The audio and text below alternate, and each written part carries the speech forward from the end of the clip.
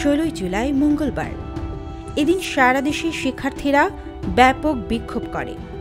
ঢাকা, চট্টগ্রাম ও রংপুরে ক্ষমতাসীন দলের নেতাকর্মী ও আইন শৃঙ্খলা রক্ষাকারী বাহিনীর সঙ্গে আন্দোলনরত শিক্ষার্থীদের তুমুল সংঘর্ষ হয়।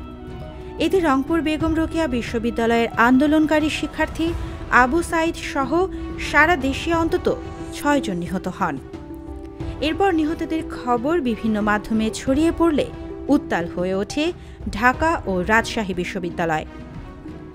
বিভিন্ন হলে ভাঙচুর করা হয় ছাত্রলীগ নেতাকর্মীদের কক্ষ, তাড়িয়ে দেওয়া হয় হল থেকে। এর প্রেক্ষিতে শেখ হাসিনার সরকার দেশব্যাপী স্কুল ও বিশ্ববিদ্যালয় বন্ধ করে দেয়।